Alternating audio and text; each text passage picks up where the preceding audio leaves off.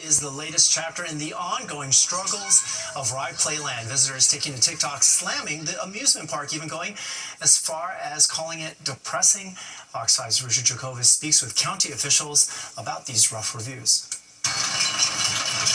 Nothing says summer than a ride on the kiddie coaster or a whirl on the whip. Playland Park in Rye is a staple this time of year, and for the O'Neill family, their first ever visit was nothing short of spectacular. Since we've gotten here, everyone, they've been able to get on rides. There's rides that we can get on with them to participate, so I love it. But not all of the 65,000 plus guests who have entered through the nearly century-old gates this summer so far share the same feeling. There's nothing open. I should have went to Coney Island. And they're taking their view to TikTok. Whatever y'all do not go to Ride Playland. A number of users have been calling Playland downright depressing this summer, and that its current state is, quote, complicated. They definitely need to upgrade a lot of things, to be sure. Like más comida, more food, more rides for kids. There are rides that are open if you want to spend a few hours in the park, but there are also many that sit empty, either broken down or simply not operating this season. Westchester County Parks officials say it's the best they can do this summer, following months of playing the blame game with Playland's former operator, Standard Amusements. The company took the county for a ride this past winter when it backed out of its contract at the last minute. We received the park back in our hands in significant state of disrepair earlier this year. And the amount of work that's been done by Westchester County, many of our departments, many contractors and concessionaires is incredible. First Deputy Commissioner Peter Tartaglia defends Playland's current state, claiming his team has been fully transparent, charging only $15 for unlimited rides and listing those rides before entering, free admission for spectators, and $10 to park. And a highlight this year, bringing back Firework Fridays from now through Labor Day. I am happy to see them putting some money into this. And it's scenes like these that county officials are hoping to avoid, rides that can't run because they need to be repaired. The iconic Dragon Coaster attraction is still closed. It's the first time in history that this ride has been closed for an extended period while the park is in operation. The hope is to bring it all back by Labor Day, even before Labor Day, or worst case, summer of 2026. We're at Playland Park in Rye. Richard Jacobus, Fox 5 News. Well, there's a lot more to be happy about at Citi Field today, as David Wright and his number 5 will forever be a part of Mets history. Fox 5's Jennifer Williams joins us now with a look at the emotional moment for the former first baseman. Hi, Jennifer. Hey, Arthur. No Met will ever wear number 5 ever again. On Saturday, the Mets gave their greatest homegrown player the Cubs' highest honor. Nearly 21 years after his big league debut, the Mets retired David Wright's number and inducted their former captain into the team's Hall of Fame. The 7-time All-Star and 2-time Gold Glove winner played his entire 14-year MLB career in a Mets uniform. Wright is the 35th member of the Mets Hall of Fame and just the 11th person to have his number retired. He's also the franchise leader in several offensive categories, including hits, ribbies, and runs scored. But it was the type of leader he was and the person he is that makes Wright one of the most beloved Mets of all time. I gave everything I had to this game, and this game has been so gracious in what it has given me, including playing in front of 40,000 friends in each night for almost 15 years. Thank you so much for allowing me to live out my dream in front of you each night. I love you so much, and let's go Mets.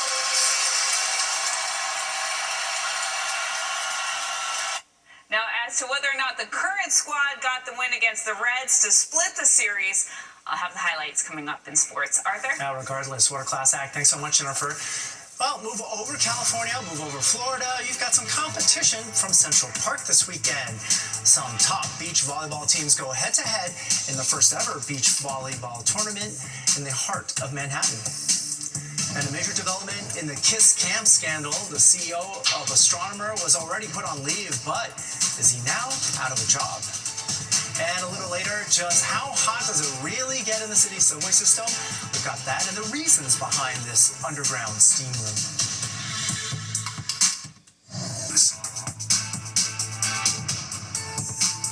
Don't see that all the time. Hundreds of tons of sand had to be trucked in to transform Woolman Rink into beach vibes. But hold on to that tanning lotion. It's not for sunbathers, but for some of the best beach volleyball athletes in the world.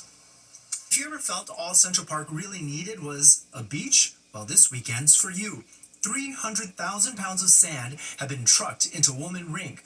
Now, how about they sprinkle in some of the best beach volleyball players in the world? Well, done. I think it's awesome. It's really cool. The Association of Volleyball Players, or better known as AVP, is serving up a level of competition rarely seen in New York City or even in Central Park, and that's counting the so-called other courts outside Sheep's Meadow. Olympians and other international talent are being drawn in, and it's not just the players descending on New York City for this, but volleyball fans from all over, too. I came from New Orleans just to see this, so. Matches started Saturday morning and run through Sunday. Tickets were sold out within 3 days of going on sale, although since it's being held at Woolman Rink, even without a ticket, you can catch the action. While seeing the beach vibes in Central Park is surreal for some New Yorkers, it's a different experience for the players too, from the supporting structure to the sand, all designed to jack up the action. It's really nice sand, so it's not too different from a beach. I would say it's different from where we live and train a lot because it's a little bit shallower. So Hermosa Beach is where a lot of us live. It's known for having really deep sand. It's very hard to move. It's very hard to jump. This just kind of lets everyone be like a little bit more athletic, so you get a few more exciting plays and jumping higher. This is a bucket list item for me in my entire career. I think that when I first started coming to New York, I'm a West Coast guy, born and raised in Southern California. I didn't realize how beautiful Central Park was until I got here. Well, he could have come earlier. Well, tomorrow's action starts at noon with a mixture of both men's and women's matches. It is time to talk about the weather now. Audrey Puente joins us for that. They might have preferred playing today than tomorrow. I would think so. Tomorrow's going to be just a little bit more uncomfortable across the region. We're going to have high humidity tomorrow, and it's going to be quite hot with our temperatures, too. That wasn't the case today. We were a little bit below average with our high temperature of 81 degrees in Central Park this afternoon. The normal high is about 85. The record high, 102, that was back in 1977. It's been as cool as 57 degrees in the past. Isolated showers are going to continue to be a threat as we go through the next couple of hours, but after midnight or so, I think the threat will kind of die off. Tomorrow, we're expecting hot and humid conditions across the tri-state area. It's going to feel very tropical outside, and with all that heat and humidity, we're also going to ignite some showers and storms in the afternoon for your Sunday. Good news, though, once a cold front pushes through late tomorrow night into early Monday, we're going to have a nice dry stretch of weather going into next week. Not too bad out there right now. It's mild. We have temperatures mostly in the 70s. It's starting to feel just a touch more humid as our dew points are beginning to rise now. Now they're moving into the middle to upper 60s. We're now at tomorrow, we will see a lot of numbers closer to 70 degrees, and that's going to make it feel very humid and oppressive outside. Wind speeds are relatively light. They're coming in off the ocean at the moment, and they should stay light for the rest of tonight. Tracking at just a couple of isolated showers. We had more widespread action earlier, but now things have kind of died off or shifted off to the east here. And as I showed you just a little while ago, we have a couple of showers moving across parts of New Jersey, also in the Jersey Shore. But other than that, it's relatively quiet and dry across much of the tri-state area. There's way more action happening to our south here. They've had some strong storms in areas near Washington, D.C., clipping portions of Baltimore, moving through Maryland right now, and you can see it's kind of bright there on the bottom of the screen, indicating some strong storms that are passing through that part of the nation here. It's all part of a complex system that is pushing into the northeast. Now, once this cold front pushes out of our area, high pressure is going to come in behind it, and that's what's going to set us up for a nice dry stretch of weather as we go into the upcoming week. But before that happens, we have this cold front approaching us tomorrow, and that's going to help spark off some showers and some thunderstorms. A warm front is lifting to our north tonight. That's going to allow a warm and humid air mass to build in this evening, and tomorrow you'll feel the difference. That it's going to feel very tropical across the region. Then as we start off the morning hours, we'll have a couple of showers popping up, especially along the Jersey Shore, and then we'll see the sun peeking through the clouds by midday. That's going to help kind of ignite the atmosphere here, and a cold front will trigger off showers and storms as we go into the afternoon. So watch out for a few of those as we go into the afternoon tomorrow. There is the chance of isolated severe weather too in the afternoon, and then everything kind of clears out overnight after sunset, and on Monday we'll wake up with plenty of sunshine and a much drier weather pattern, not only with wet weather leaving the area, but our humidity is also going to take a big drop, which is going to make it feel very comfortable as we start off next week. High pressure is going to be our dominant weather feature for a couple of days, and that's why we'll have a nice stretch until we get into the end of the week. Tonight we're dropping down to only 74 in the city, so it's going to be mild and muggy overnight. Tomorrow we're turning up the heat and humidity. We're looking at a high of 90 degrees in Central Park. watch out for afternoon showers and storms. Feeling good on Monday with plenty of sunshine. We'll have a high of 85 degrees, looking good on Tuesday and Wednesday. Thursday, we start to build back the heat and humidity, and temperatures will be in the 90s as we go into the upcoming weekend. Arthur? All right, summer lives on. Thanks so much, Audrey. The tech CEO caught on the Kiss Cam at a Coldplay concert in Boston, Massachusetts, has resigned. Earlier this week, the video of Andy Byron with his arms around Kristen Cabot, an HR executive for his company, caused shockwaves as it went viral. Both are reportedly married, only not to each other. On Thursday, Byron was placed on leave and an interim CEO was named to run the AI company.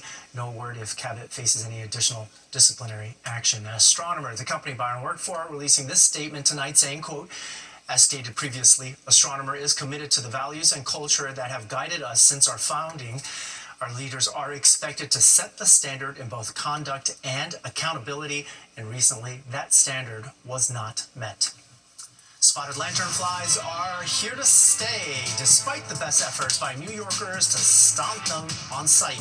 We've got the surprising new information from experts about whether or not it's helping. Remember these things? Spotted lanternflies became a plague on our city, and with it came the new summertime pastime of stomping them out. And with their new season starting just now, our Jennifer Williams takes a look at whether our stomping of lanternflies is making a dent on the pest invasion of our city. To stop or not to stop? That is the question. When it comes to a particular NYC pest, you might want to save your energy. Over the course of the past few years, the populations have been growing, and that means that a lot of New Yorkers are going to see very large swarms this year. According to experts, the spotted lanternfly population has grown to the point that it's pretty much useless to kill them one by one. The goal now is to slow the spread. If it gives you a way to relieve some stress or control the population in your immediate vicinity, then yes, it is worth it to stomp on it. For that, you're going to need a lot more firepower than your sneaker. We do want to empower all residents to have some safe way of managing the populations of these pests, which in many cases means either using mechanical, like a swatter, or even a vacuum cleaner to kill off local populations. Those little buggers first popped up in Pennsylvania over a decade ago, but have been an NYC nuisance since the summer of 2020.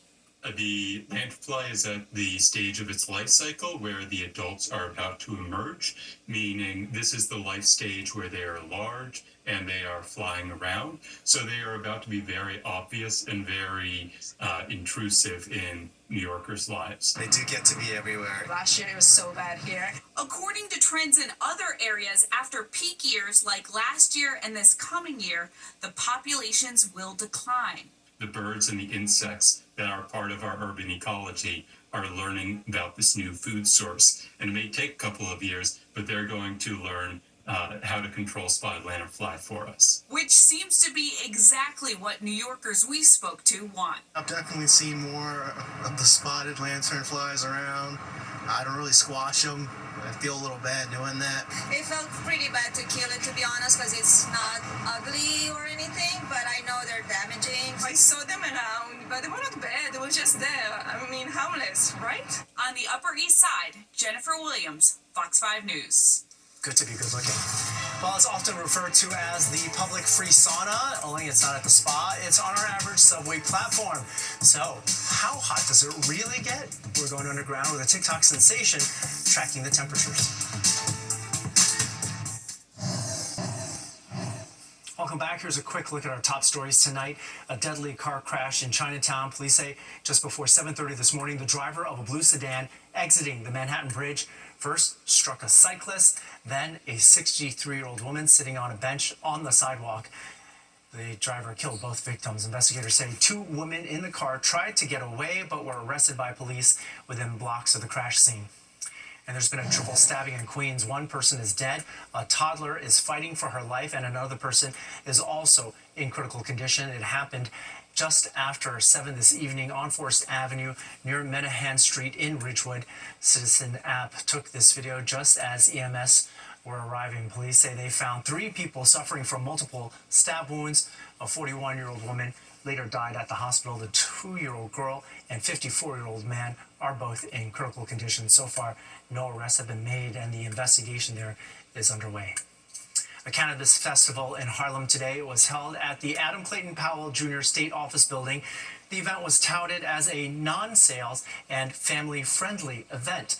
Entrepreneurs, community organizers, advocates, and educators came together to share resources and to foster new relationships. Today is a celebration for that work that we did for many, many years, but legalization has now been for 5 years. And so we're here to celebrate that work and celebrate the plant, because it is just a plant. We want to remind people it's just a plant.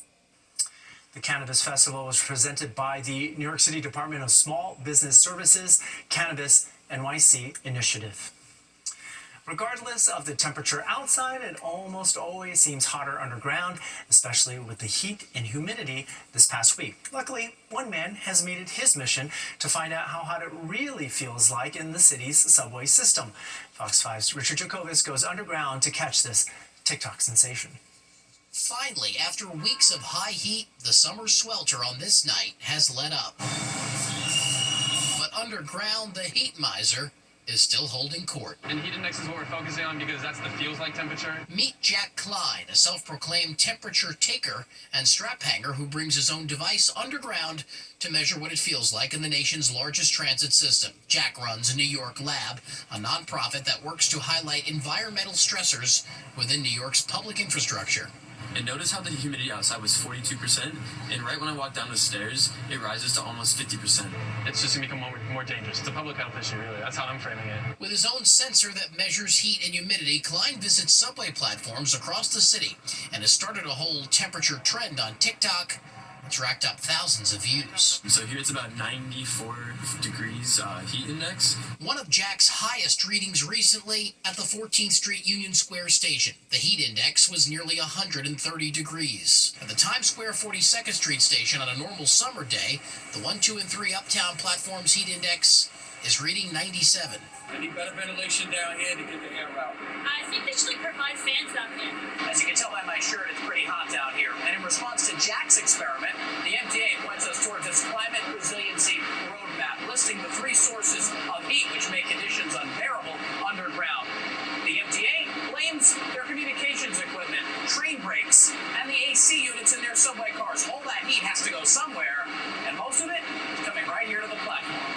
You can feel it when a train pulls in. It's just like blasting you in the face with hot air. While mostly in newer subway stations, the Transit Authority says it has installed new cooling and circulation systems and portable AC units to help strap hangers beat the heat. For Jack, he says he hopes the MTA gets more funding to at least bring the temperature down to a simmer and provide some relief. In Times Square, Richard Giacopoulos, Fox 5 News.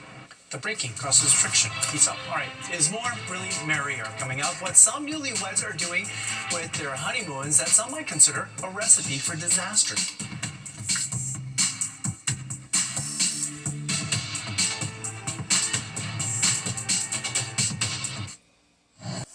We know what a destination wedding is, but what about group honeymoons? That's where one invites friends and even parents along for the post-wedding getaway.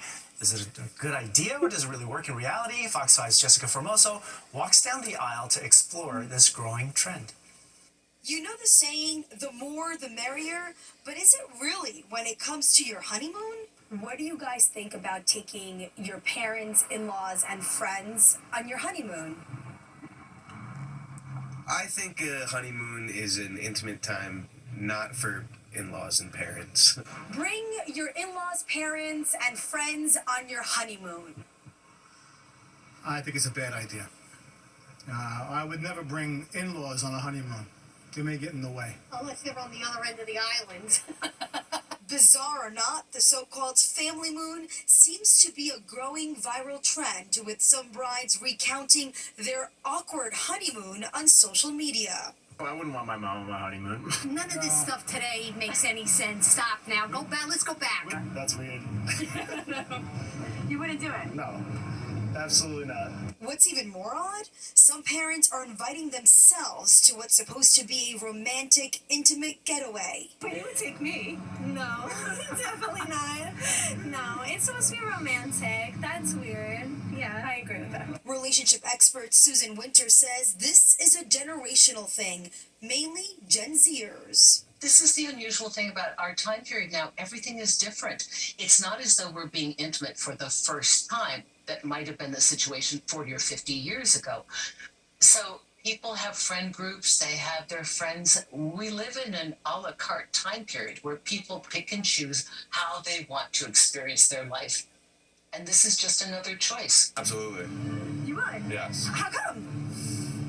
Just good. Just I'm a good person. We love having a good time. So yeah.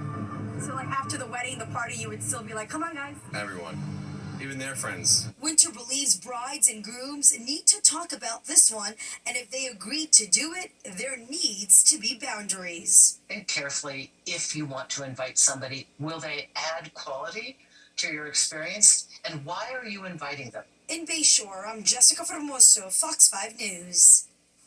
It was nice to have a break from it, but humidity is starting to creep back in. Audrey Fuentes here with the forecast. Hi, Audrey. That is going to be on the increase for tomorrow. And even though we don't have much in the way of rain right now, we're also going to have an increasing chance of precipitation tomorrow. I'll have all the details when the 10 o'clock news continues.